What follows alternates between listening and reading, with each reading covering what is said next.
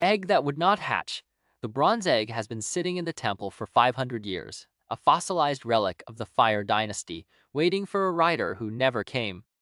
The night after her confrontation with the king, Skylar can't sleep. Something is calling her a pulse, rhythmic and deep, like a heartbeat transmitted through the foundations.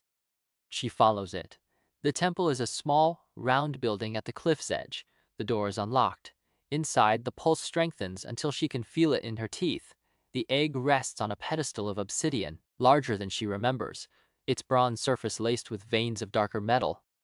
Wards shimmer around it, layers of protective magic laid down by generations of sorcerers.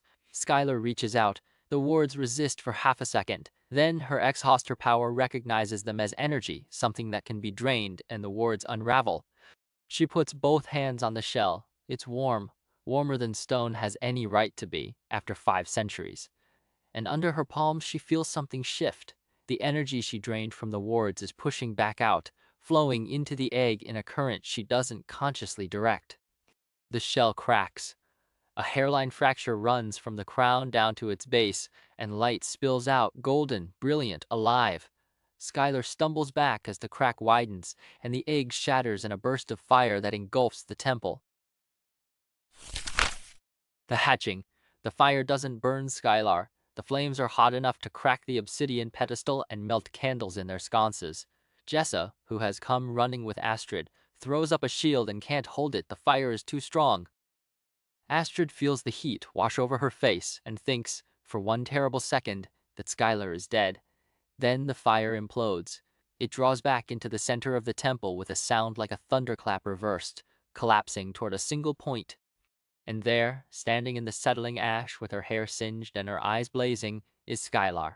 Wrapped around her neck is a dragon. It's small, barely larger than a house cat, with bronze scales that shimmer gold when the light hits them and delicate wings folded against its flanks.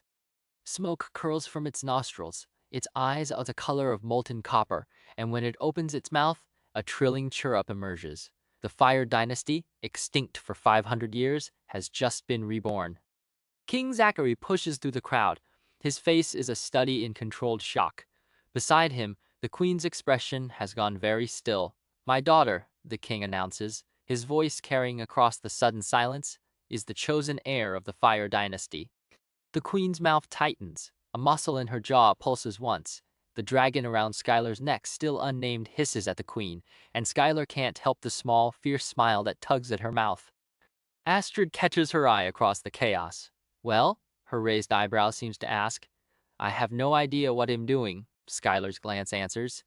None of us do, Astrid shrug replies. Welcome to the club. Afterwards, Skylar is summoned to breakfast with the royal family. She hasn't slept. The dragon, a female with a fondness for curling around Skylar's neck, has spent the night exploring and eating a truly alarming quantity of raw meat. But at dawn, a servant arrives with a gown, orange and frilly, layers of gauze that make Skylar look like an irritated confection. She wears it. For now, the dining hall seats 20, but only the royal family is present. Skylar sits beside Zryan and doesn't touch the food. Her name is Kaida, she says, more firmly than she intended. It means little fire in the old tongue. How charming, the queen murmurs, her tone suggesting she finds it anything but. The breakfast proceeds in stiff, formal courses. The king announces the masked ball in 3 days and gifts Skylar a gown of orange and gold that matches nothing she's ever worn and everything she hates about being on display. Afterward, Zryan catches her in the corridor. There's someone you need to meet, he says. Someone who can teach you to use your power. The ex-houster in the cells. Ezra is kept in a cell 3 levels below the main dungeons, in a section that doesn't officially exist. The door is iron, banded with wards that prickle against Skylar's skin. When Zryan pushes it open, the smell hits her first damp stone in old blood. The man inside is deathly pale. Gauntlet marks circle his wrists and throat, and his eyes are the color of rain on slate. He looks up with weary resignation. So they finally found another one, Ezra says. His voice is hoarse, unused to light. You're an ex-hoster. The only one in Vatra. Until you. Zryan explains. Ezra has been kept here for years, brought out only for executions. He is allowed to live because he's useful. He is kept in chains because he's dangerous. Hell teach you what he knows, Zarian says. Control, containment, how to pull without killing. And if I don't want to learn from a man your family keeps in a hole, then you'll kill someone you didn't mean to kill. You nearly killed me yesterday, and you weren't even trying. Learn from him, or the next accident might be Astrid. Skylar looks at Ezra. The silence stretches. Fine, teach me. The training doesn't go well. Ezra demonstrates on a small fern, showing Skylar how to find the thread of life force. It's like a current. You don't have to grab it, you just have to touch it. She finds the thread immediately. Instinct, not skill, but the moment she touches it, the plant withers to ash. There is no subtlety. I can't control it. You can. The power isn't separate from you. It is you. Before she can answer, Zarian steps into the yard. He's stripped down to training clothes, his scar visible as a pale line running down his torso. And try it on me. What? If you can only access your power when you're threatened, then it'll threaten you. Axel is watching from the edge of the yard. When Skylar catches his gaze, he doesn't look away. Don't kill him, but don't hold back either. Zarian attacks. He's faster than human, his teleporter reflexes closing distance before Skylar can blink. She dodges the first strike, ducks the second, takes the third to her shoulder, and goes sprawling. Get up, fight me. She gets up, he comes again, and this time she feels the thread, the life force flowing through Zarian Deveris, a river bright and strong. The hunger inside her recognizes it. She pulls. Zarian's next blow slows. Black veins appear under his skin, spiderwebbing up from his chest toward his face. His eyes go glassy. Skylar Axel's voice is sharp. She can't stop. The power is roaring now, and she's drinking it in like water after drought. Zarian drops to one knee. His lips are turning blue. Skylar! Astrid barrels into her from the side. No magic, just the full weight of her body, breaking the connection. The thread snaps. Zarian collapses, gasping, his chest heaving. Astrid is crouched between them, her blue eyes wide and terrified, not for herself, but for the man on the ground. Stop, please. You don't want to do this. And Skylar looks at Astrid's face, at the fear and the fierce protective love underneath it, and the hunger recedes. The power goes quiet. She staggers back, sickened. I'm sorry. I couldn't stop. She runs. The cliff and the mask. The cliff edge is where she trained when she first arrived, where Zarian threw her off to see if she could fight. Skylar stands at the precipice and screams. The sound tears out of her, raw and broken, and with it comes a pulse of energy that shatters the rock at her feet, cracks spiderweb across the cliff face. She's soaking in the power she stole from Zarian, and it's too much, coursing through her veins like wildfire. True. Axel appears, standing a careful distance away. I'm not going to tell you it's all right. You nearly killed your brother. I know what I did. You couldn't stop. But when Astrid broke the connection, you didn't fight her. You let her pull you back. That matters. Skylar laughs without humor. I didn't stop. She broke the connection, but she was there, and you listened. Axel takes a step closer. You're not a monster, Skylar. You're someone with a power you haven't learned to control yet. She turns to look at him. He's holding a mask, carved in the shape of dragon wings, painted in shades of fire. For the ball, I thought you might want something that didn't come from the king. She takes it. The craftsmanship is exquisite. Why are you being kind to me? Because someone should be. He puts his hands on her shoulders, steadying. Don't apologize for power, Skylar. It's the reason you're going to survive. Own it. Master it. Burn down anyone who tries to use you. But don't let it make you into something you'll hate. She looks at the mask. She thinks about Cam, out there, a champion in a system that chews people up. She thinks about Astrid, who threw herself between Skylar and death without hesitation. She thinks about Zarian, who let her nearly kill him because he believed she needed to learn. Fine, he'll own it. But she doesn't tell him about the other vow, the quieter one, spoken only to darkness. The king who ordered her mother's death, who lied about letting her rule, who has been murdering blooded conscripts to feed a failing heart. That king is going to die, and when he does, it will be Skylar's hand that kills him. The scar and the snow. Astrid doesn't leave her room for the rest of the day. She's shaking not from fear of Skylar, but from the image of Zarian on his knees, black veins crawling up his throat. She has spent weeks telling herself Zarian Deveris is her enemy. Watching him nearly die shattered that illusion. Jessa finds her at sunset.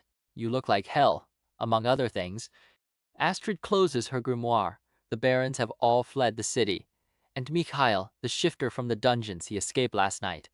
No sign of forced entry. Zryan let him go, didn't he? I'm sure of it. He really isn't what we thought he was. No, he isn't.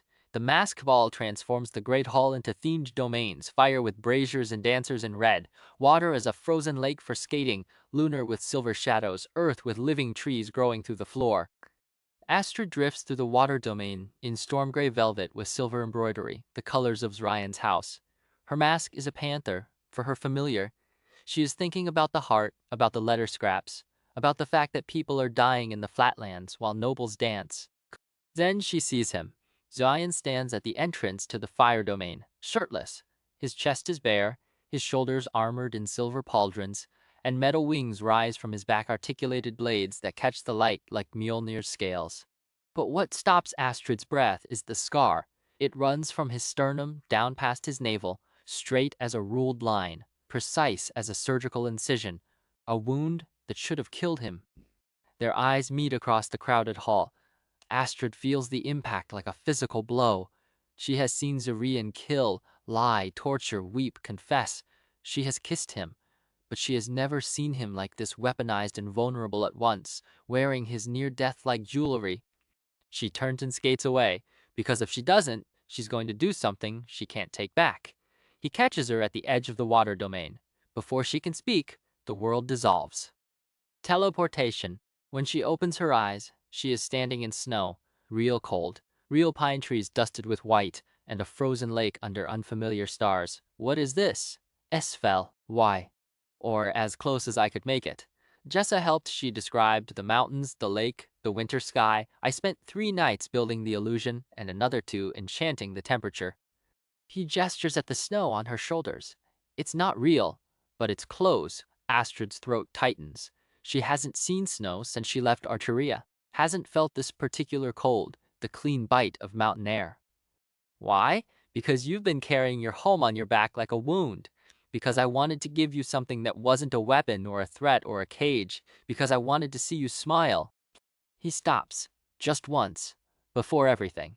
She smiles, small, fragile, but real. Then she steps into his arms, and they stand together in the snow of a kingdom that isn't real, under stars that have never seen Archeria.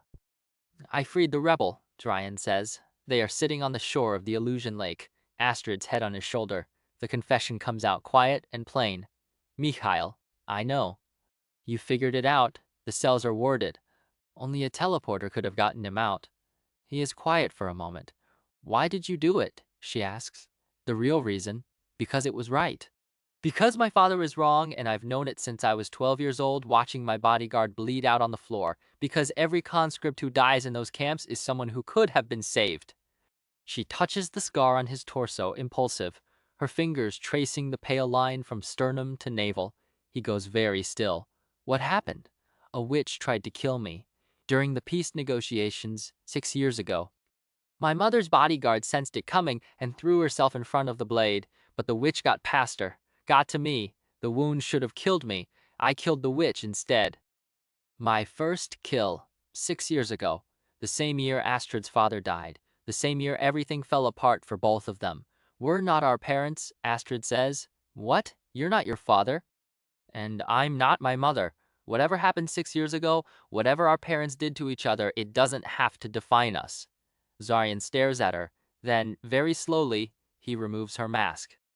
I want to see you, the real you, not the panther, not the witch princess, just you. She removes his mask in turn. His face is bare in the starlight, silver eyes, sharp cheekbones, the faint shadow of stubble. I like the real you, she says. Zarian kisses her, slower than the dungeon kiss, deliberate, a question instead of a demand. His hands frame her face, her fingers curl into his bare shoulders, and the snow falls around them in the enchanted silence. Quincy interrupts them. The white fox appears on the shore of the lake with a sharp yip. Astrid, I felt the magic. What magic? Zryan is staring at his hands. I shouldn't have been able to do that. Do what? Teleport you here. Every other time I've tried, it's failed. The cells, your bedroom. It only works when you're in danger, when the bond between us is pulled tight enough to snap. He stands, pacing. I've never been able to teleport with another person. But with you tonight, I just wanted you here. And it worked. Astrid's mind races. Her gift, the one she's never been able to identify, the one her familiar is tethered to and waiting for. What if my gift is amplification? What if I can make other people's magic stronger? That would explain why I can only teleport with you. Your gift is boosting mine past its natural limit. And it would explain why Bastet is still a cat. My gift hasn't manifested because I've been blocking it ever since my father died. The pieces fall into place. Her father's death. The blocked battle casting. The tincture she's been drinking to dull her emotions. She's been suppressing herself for 6 years, and in doing so, suppressing her gift. She looks at Quincy. Did you feel it? Yes. It pulled on something inside me, something that wasn't mine. Bastet. When she amplified Zryan's teleportation, she must have drawn on her familiar's magic drained him, the way Skylar drains life. The cost of her gift is her familiar's. Zryan crouches beside her, his hand finding hers. Well, figure it out. Whatever your gift is, whatever it costs. When? Before or after the duel? Before. After. It doesn't matter. What matters is that you know now. You're not powerless, Astrid. You never were. The soldier's confession. Skylar doesn't bother with ice skating. She works the crowd for information, looking for soldiers. Soldiers talk to each other, and soldiers have been involved in the conscription since it started. Simone finds her near the Earth domain. I've been relieved of guard duty. Apparently, now that you have a dragon, you don't need protection. That's ridiculous. Kaida is the size of a house cat. Try telling the queen that. Simon's voice drops. Be careful tonight. There are people in this castle who aren't happy about what you are. Zryan appears at her elbow. We should. They find a corner near the lunar domain. He doesn't apologize for attacking her in the training yard. What he says is, I pushed you because I needed to know what would happen. Now I know. And you stopped, which means you can learn to control it. Is that supposed to make me feel better? I don't know. Does it? Skylar considers. Maybe. A little. Good. Because if you can't control that power, Astrid is going to die, and so are you.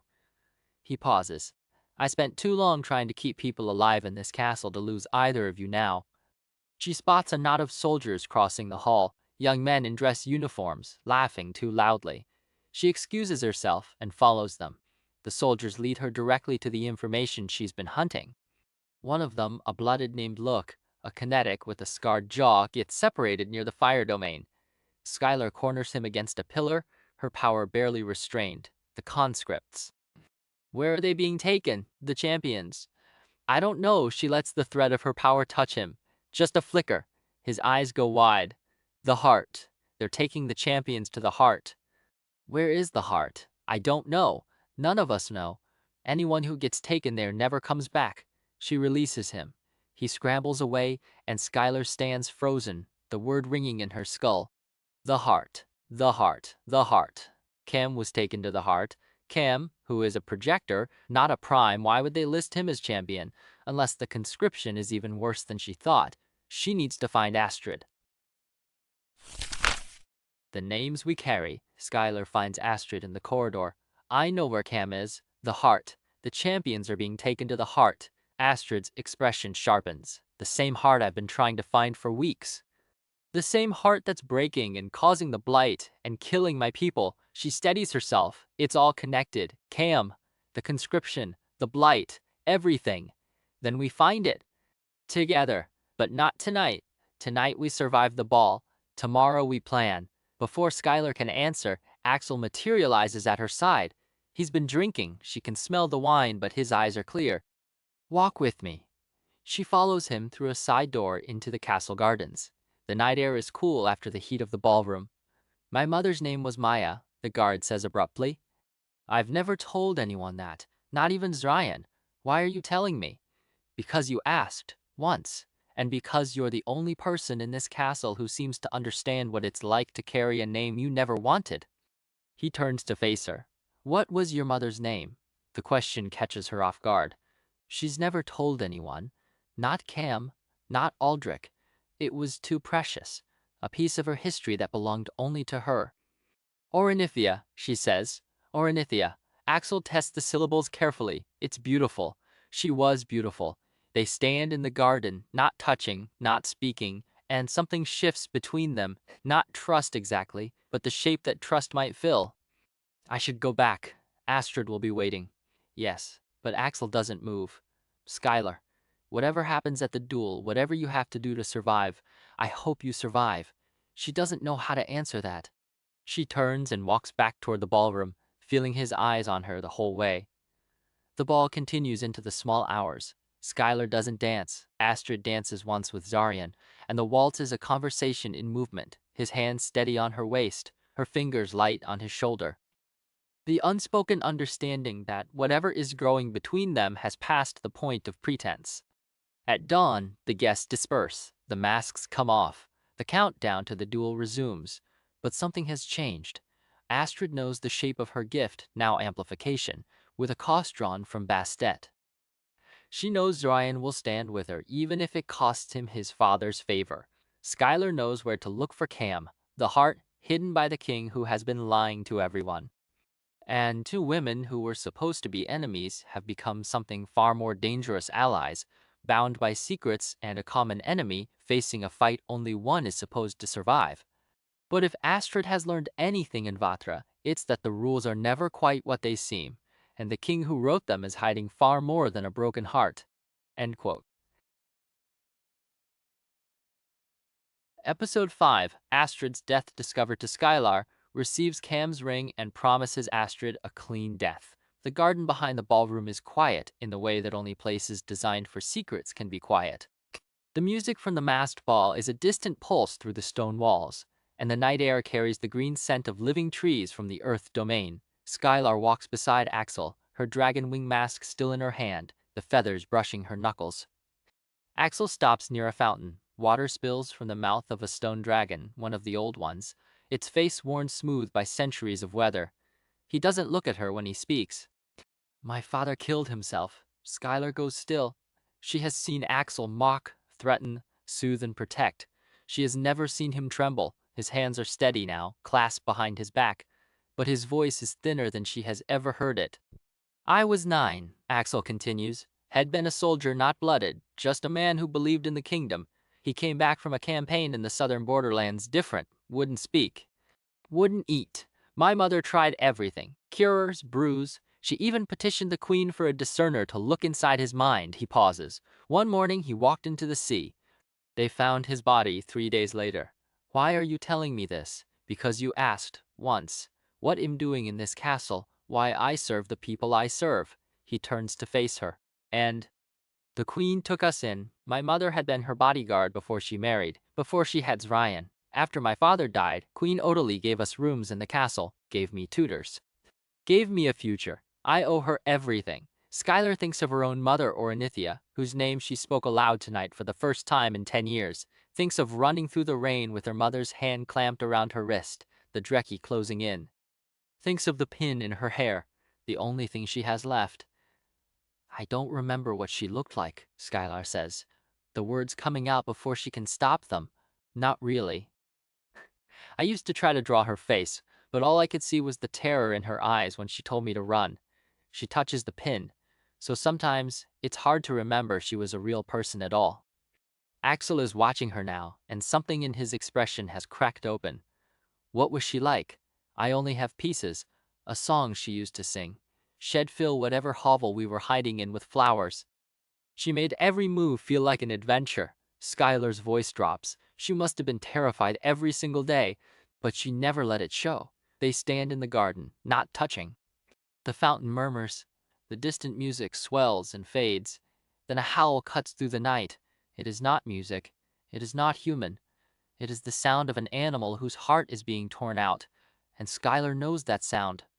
She has heard foxes scream in the night, but never like this, never with this much grief.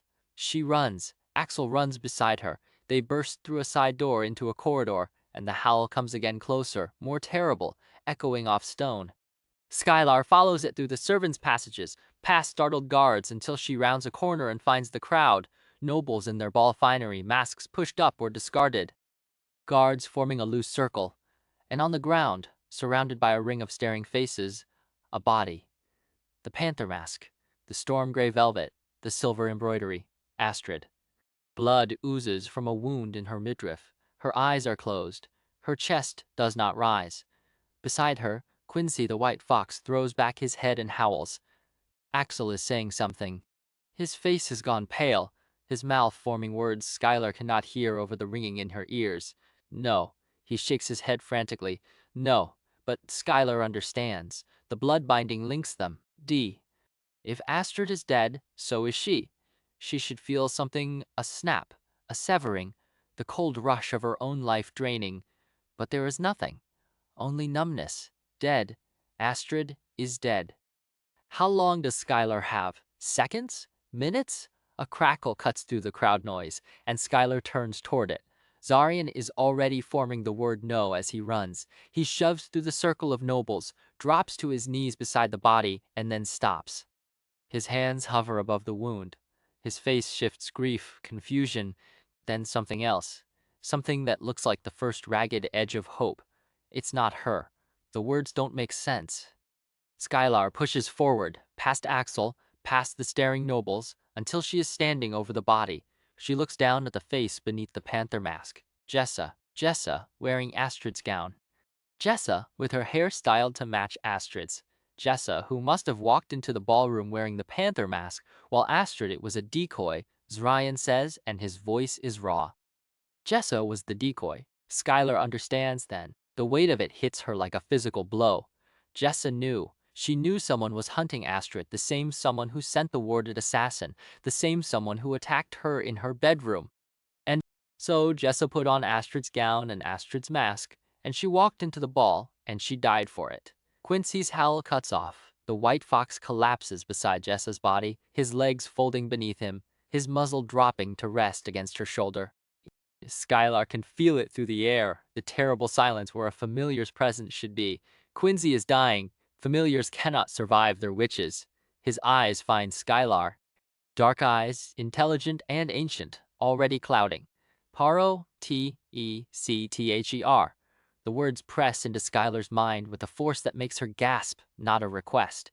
A command, delivered with the last strength of an intelligence far older than the girl collapsing beside Jessa's body. WEWOULDRATHERGIVOURIVSTHAVASTRIDLOSERS.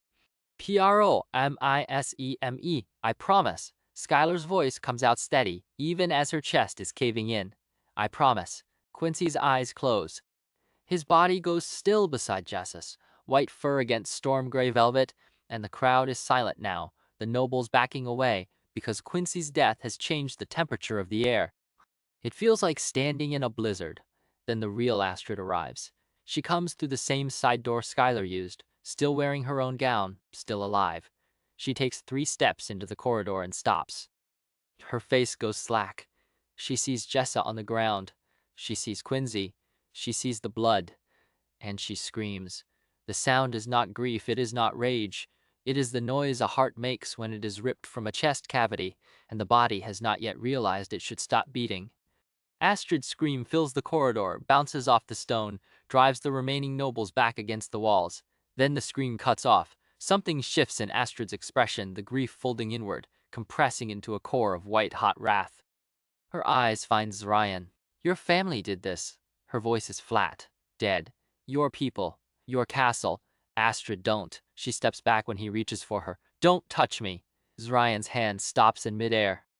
His face is a ruin of things he cannot say, but he does not push. He lets his arm drop. The distance between them is the width of Jessa's body, and it might as well be a continent. Then Skylar feels it. A pull, a thread of something reaching toward her from Astrid. It is not the blood binding, not the tether of their shared mortality. This is different. A line of heat runs from Astrid's chest to Skylar's chest, a thin cord of amber light visible only at the edge of Skylar's vision, pulsing like a blood vessel, a force that feels old, older than the castle, older than the blood binding, pressing outward through Astrid's skin like a bell struck for the first time. Astrid's eyes snap to Skylar. There is heat in them now, a fire that burns blue instead of red. Strengthen my tether, Astrid says, and the words are not a request. Now, before I lose him. Skylar doesn't ask what she means. She reaches out with her power, the ex-Hoster power that drains and destroys, and for the first time, she does not take. She lets that amber thread pull on her instead, feeding energy into a channel she didn't know existed. The air splits. Bastet, the small black cat who has hidden in Astrid's shadow for 5 months, shifts. The transformation is not gradual. One moment a cat sits beside Astrid's feet. The next, the corridor is filled with a creature that has no business existing. A panther, black as polished obsidian, taller than a stallion at the shoulder. Its wings are feathered, not leathery vast sweeps of midnight blue plumage that brush the ceiling. Its eyes are gold, and they are fixed on Skylar with ancient intelligence. Bastet spreads his wings, blocking access to Astrid, and the remaining nobles flee. Guards scramble backward. Even Zion takes a step away, his hand going to the sword he is not wearing. The assassin, Astrid says. Her voice is calm now, and that calm is more terrifying than the scream. Find them. Skylar doesn't hesitate. She reaches for the thread again, Astrid's gift, amplification, boosting whatever magic it touches, and this time, she knows what to do with it. The surge hits her like a wave of fire. Her exhauster power, which she has been fighting to control, which nearly killed Zryan, which she has feared and hated and hidden, it answers like a hound called to heel. Not because she is stronger, because Astrid is making her stronger. The amplifier thread pulses between them, amber now blazing white, and Skylar feels her power push past every limit she has ever known. For the first time in her life, she feels invincible. She explodes upward. The corridor ceiling shatters. Stone and mortar rain down as Skylar rockets into the night sky. Her body wreathed in white fire, her senses sharpened to a razor's edge. She can see the whole castle laid out below her. She can see the courtyard, the outer walls, the warrens beyond. She can see there, a figure in dark clothing, running, moving fast, too fast for an ordinary human, a shifter or something like one, darting toward the outer wall where a section of stone has been weakened. Skylar descends. She hits the ground in front of the assassin with enough force to crack the flagstones. The figure, a man, hooded, masked, skids to a halt. He lashes out with a blade. Skylar doesn't bother dodging. She catches the knife in her bare hand, and the metal dissolves. The assassin runs. Skylar catches him by the throat and slams him against the wall. Who sent you? The man chokes. His mask slips, revealing a face she does not recognize. Ordinary, forgettable. The kind of face that could walk through a crowd and leave no impression. His eyes are terrified. I don't. Skylar lets her power touch him. Just a thread, just enough to remind him what she is. The man screams. Who sent you? Masked, he gasps. Hooded. They came from the castle. I don't know who, I swear. I don't know, but the Drekki at the gates let them through. They knew them. They knew where is Astrid. The assassin's eyes flick over Skylar's shoulder. She turns and finds Astrid approaching on Bastet's back, the winged panther landing with a sound like thunder wrapped in silk. Astrid slides down from his back, her gown torn, her face a mask of controlled fury. Who killed Jessa? Astrid's voice could freeze lava. Not me, the assassin babbles. I was just the lookout. The others, they went to the ballroom. They were supposed to find you. When they realized they'd been tricked, Astrid's hand closes around the man's jaw. She doesn't use magic. She doesn't need to. The look in her eyes is enough. Will I find whoever hired you? You can't. They're protected. No one knows their names. Astrid steps back. She looks at Skylar, and Skylar understands what she is asking without words. Do it. Skylar's power surges through the amplifier thread, that amber cord now running hot between them, and for one terrible moment, she is not a person. She is a force of nature, the force that drains forests, that kills fields, that leaves the world white and silent. She pulls. The assassin convulses. His skin goes gray. His eyes roll back. When Skylar releases him, he crumples to the flagstones, and the life that should have drained into the air instead fountains along the amplifier thread, then dissipates into the night. Skylar doesn't keep it. She doesn't want it. Astrid is shaking. The wrath is draining out of her, leaving something rawer underneath. Grief. Real grief, the kind that doesn't scream or rage but simply sits in the chest like a stone. Jessa was my sister, Astrid says. The words are quiet. They are the most devastating things Skylar has ever heard. Not by blood, by everything else. She followed me here." End quote. She trained me. She made me believe I could survive the duel even when I didn't believe it myself. I know, she should have been safe. In Isfel, she would have been safe. I brought her here, and she died for me. That's not your fault. Then whose is it? Astrid turns to face her, and her eyes are wet. Whose fault, Skylar? Hers? Quincy's? The assassin's? Someone in this castle is hunting me, and Jessa paid the price. If you want to blame the killer, fine. But I'm the one who brought her into the line of fire. Bastet lowers his great head and presses his muzzle against Astrid's shoulder. She leans into him, her hand finding the fur of his neck, and for a moment there is nothing but the winged panther and the witch who tethered him. Zion approaches slowly. His footsteps are deliberate, his hands open at his sides. He stops at the edge of the flagstones, outside the circle of blood and grief. Astrid. No, she doesn't look at him. Don't ask me to forgive you. I don't blame you, but I can't be near you right now. Everything about this castle reminds me of her. Everything about your family reminds me of what I've lost. Just go. Zorian doesn't go, but he doesn't step closer either. He stands at the perimeter, a sentinel made of regret, and Skylar realizes he is doing the only thing he can do. He is guarding her. Even when she cannot bear to look at him, he is guarding her. The weight of silence. For 2 days, Astrid does not leave her room. Skylar checks on her, briefly, through the door, through the bond that now hums between them like a plucked string. But she can feel Astrid's pain, a steady ache, like a wound that won't close. Sometimes she feels the spike of sharper grief, and she knows Astrid is crying, but she doesn't intrude. Some griefs are not meant to be shared. She walks Kaida instead. The fire dragon is still small enough to ride on Skylar's shoulder, and she chitters anxiously whenever Skylar passes Astrid's door. She knows. Familiars always know. On the third night, Skylar finds Ryan outside Astrid's window. He is standing in the garden below, his back against the stone wall, Mjolnir's massive silver bulk curled around him like a shield. The dragon's eyes are open twin pools of violet light in the darkness, and they track Skylar's approach without hostility. She still won't see me, Zarian says. Would you? No. He exhales, and it is almost a laugh. No, I wouldn't. Skylar leans against the wall beside him. The stone is cold even through her jacket. I flew to Archeria, Zarian says after a moment. To tell her mother. The queen. What did she do? Nothing. She stood there for a long time. Then she said, Jessa knew the risks, and she walked away. Zarian's jaw tightens. I thought she'd rage at me, accuse my family, threaten war, but she just accepted it. That's worse. Yes, it is. They stand in the darkness, the dragon's breath a slow rhythm at their backs. Kaida chirrups from Skylar's shoulder, and Mjolnir answers with a rumble so deep it vibrates in Skylar's chest. Cam was my only friend, Skylar says. The words come out before she can stop them, and she realizes she has never said it aloud before. The only person who ever chose me without wanting something in return. He was a projector, could send his mind anywhere, had find me no matter where Aldrich dragged the troop.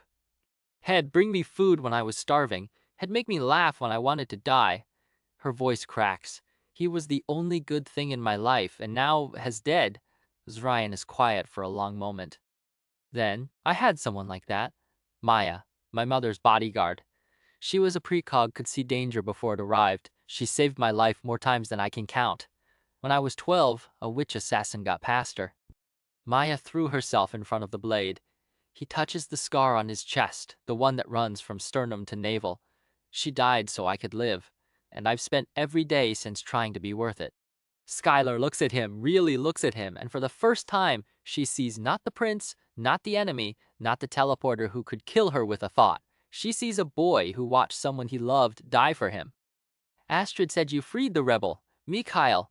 Yes, why? Because it was right. Because the conscription is wrong. Because every blooded who dies in my father's camps is someone who could have been saved. He meets her eyes. I'm not my father, Skylar, and you're not his weapon.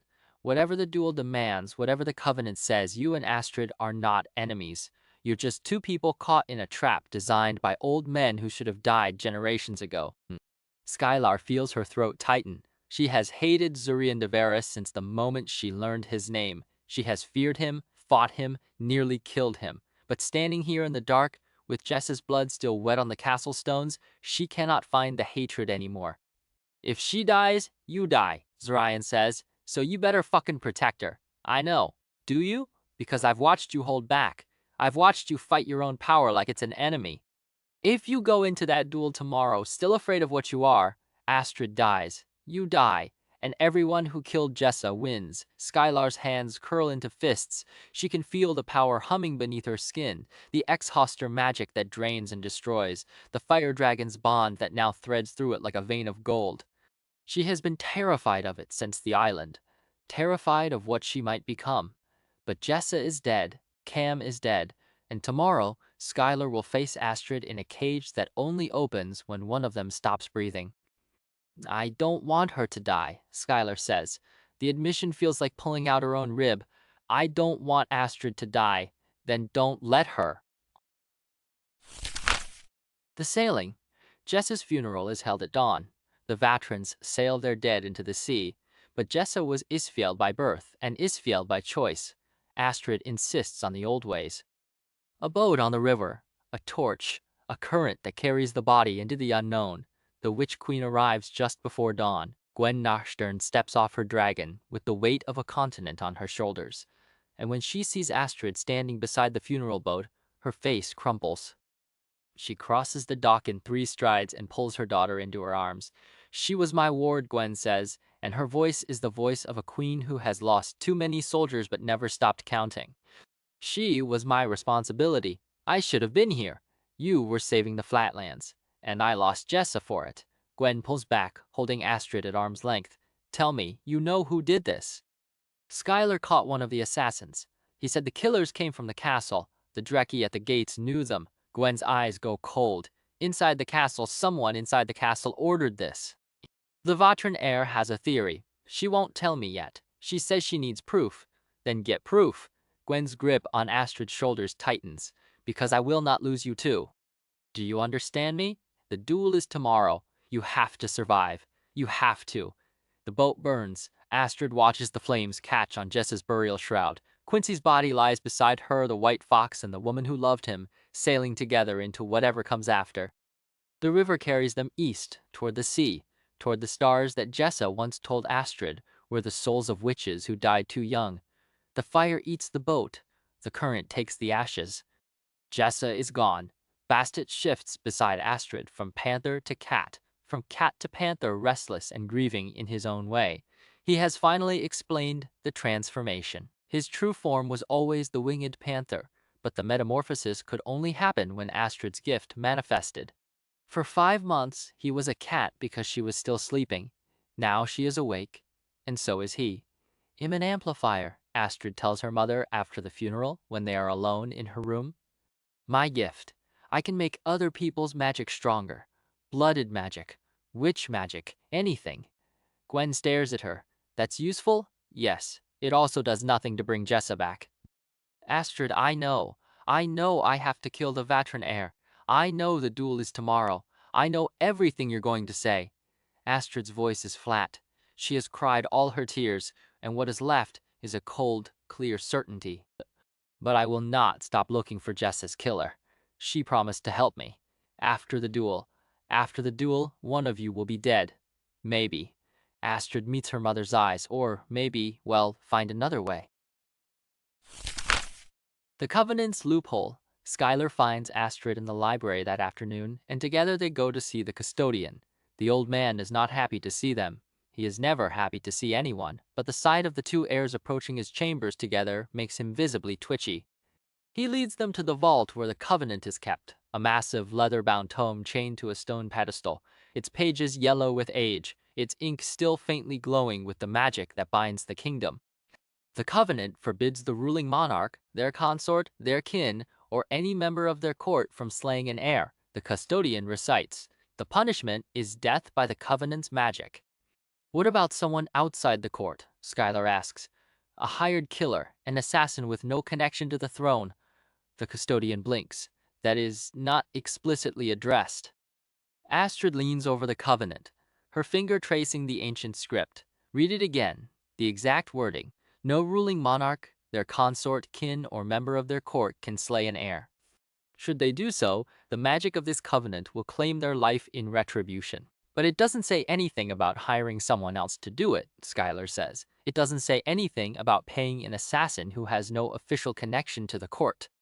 The custodian's face goes pale. That is an interpretation. It's a loophole, Astrid says. The king can't kill us, the queen can't kill us, but they can pay someone who can.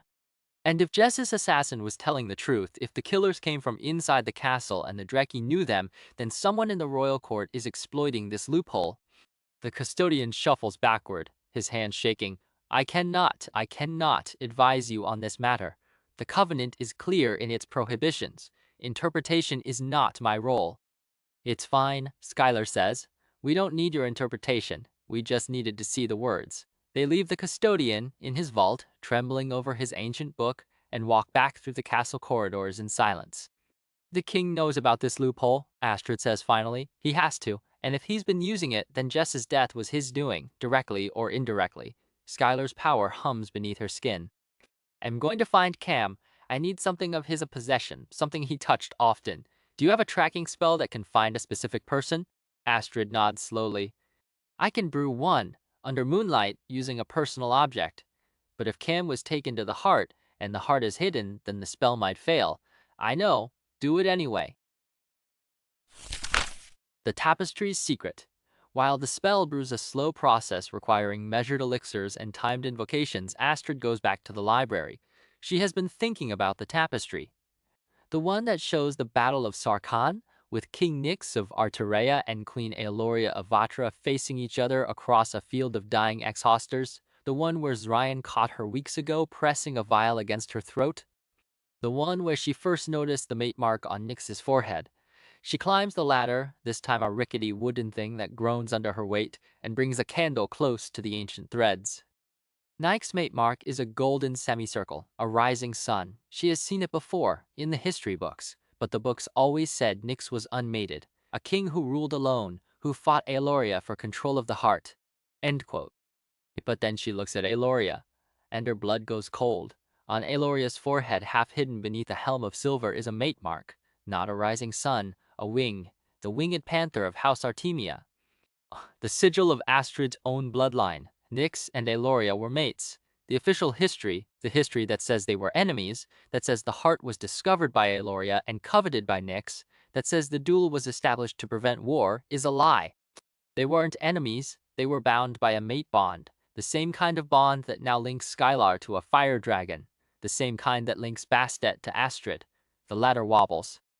Astrid grabs for the tapestry, and the whole world tilts. Zryan catches her.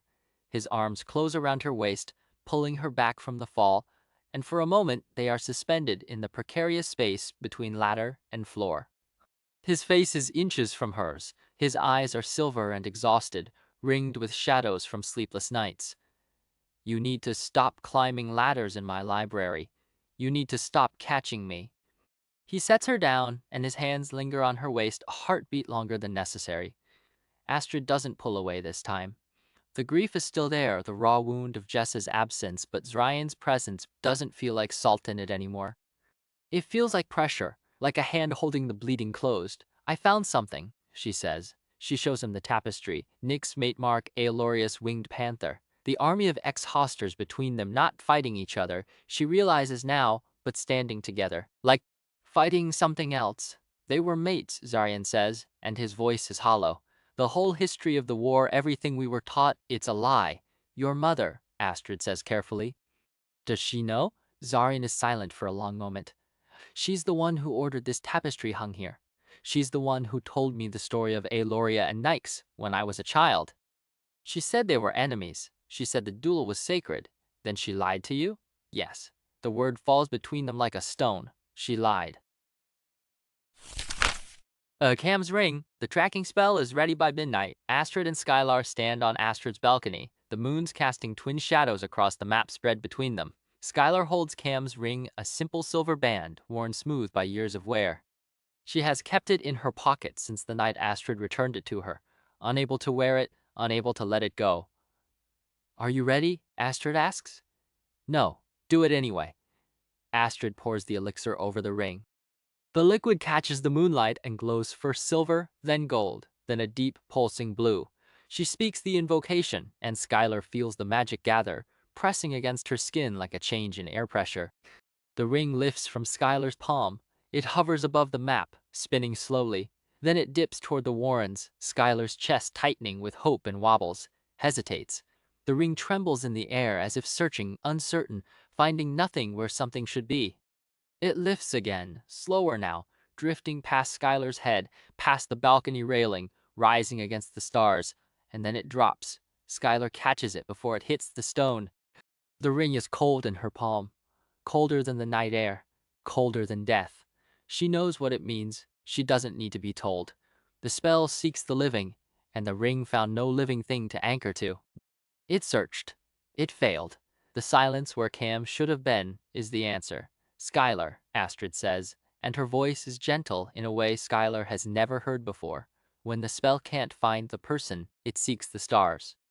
It means I know what it means. Skylar's voice is flat. She heard her mother say it 10 years ago when she asked if they could find her father. The stars have him now, little flame. Cam is dead. She doesn't cry. She has cried so much already for her mother, for Cam's disappearance, for the life she never got to have. There are no tears left for this. What rises instead is rage. It starts in her chest, a heat that builds and builds until she can feel it pressing against her ribs. The plants on the balcony begin to wilt.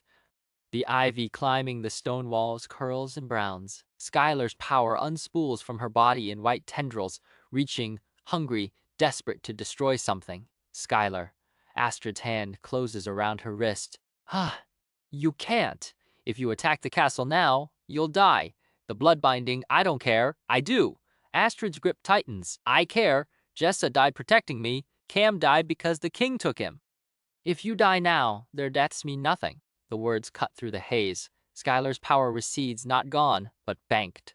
A fire pushed down to embers, waiting for fuel. Then what do I do? Survive tomorrow. And after that, Astrid's eyes are hard. After that, we make them pay.